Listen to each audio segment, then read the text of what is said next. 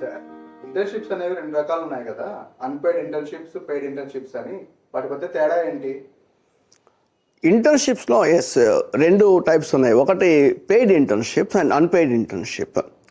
Actually మూడోది కూడా ఉంటుంది, మనం డబ్బులు ఇచ్చి కూడా నేర్చుకునే ఇంటర్న్షిప్ ఉంటుంది.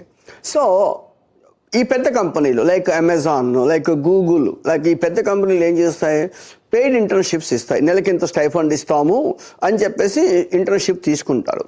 వాళ్ళు ఎవరిని తీసుకుంటారు? ఐఐటీస్ వాళ్ళని తీసుకుంటారు, లేకపోతే ఎన్ఐటి వాళ్ళని తీసుకుంటారు. అంటే మంచి కాలేజీలో చదివేటువంటి పిల్లల్ని వాళ్ళు తీసుకొని నెలకి ఒక చాలా డబ్బులు ఇస్తారు, 25,000-30,000 రూపాయలు వాళ్ళు శాలరీ పే చేస్తూ 6 నెలలు ఇంటర్న్షిప్ చేసిన తర్వాత 90% వాళ్ళు అబ్జార్బ్ చేసుకుంటారు.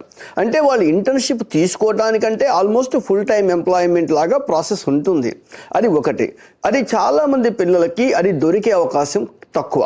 ఎందుకంటే ఐఐటీలోనో ఎన్ఐటీలోనో ప్రీమియర్ ఆర్గనైజేషన్స్లో చేసే వాళ్ళకి ఛాన్సెస్ అనేవి ఎక్కువ ఉన్నాయి. అంటే కొంతమందికి వస్తుంది కానీ ఛాన్సెస్ తక్కువ. అది పెయిడ్ ఇంటర్న్షిప్.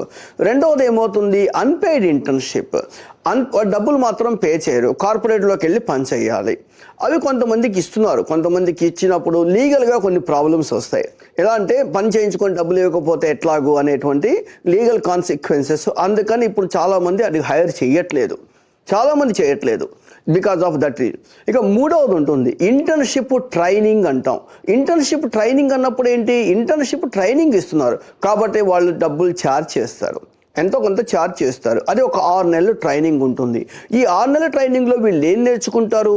అసలు సాఫ్ట్వేర్ డెవలప్మెంట్ లైఫ్ సైకిల్ అంటే ఏమిటి, ఫస్ట్ ఆఫ్ ఆల్ ఎస్డిఎల్సి అంటే ఏమిటి, అండ్ బేసిక్ స్కిల్స్. ఈరోజు డేటా సైన్స్లోకి వెళ్ళాలి అంటే ఖచ్చితంగా వాళ్ళకి ఎస్క్యూఎల్ తెలియాలి, వర్షన్ కంట్రోల్ సిస్టమ్స్ తెలియాలి, కొంచెం programming language, all these things is required. ఇవన్నీ కూడా వాళ్ళు నేర్చుకున్న తర్వాత ఒక పర్టికులర్ టెక్నాలజీ, పర్టికులర్ ప్రాజెక్ట్ మీద అట్లీస్ట్ ఒక 4 months కష్టపడి పని చేయాలి. ఈ మీన్ వైల్ వాళ్ళు ఏం చేయాలి, అట్లీస్ట్ ఒక 2 లేక 3 గ్లోబల్ రికగ్నైజ్డ్ సర్టిఫికేషన్స్ చేయాలి.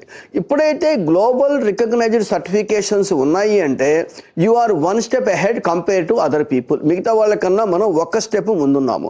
రెండోది ఏమడుగుతారు, ఈ లాస్ట్ 6 months మీరు ఏం చేశారు అన్నప్పుడు ఒక ప్రాజెక్ట్ తీసుకుంటారు.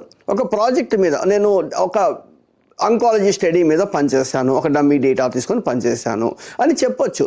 ఎందుకు 6 నెలలు, అట్లీస్ట్ 4 నెలల పాటు ఒక ప్రాజెక్ట్ మీద పనిచేసేటప్పుడు మనము ఏం చేశామో చెప్పే అవకాశం మనకు ఉంటుంది.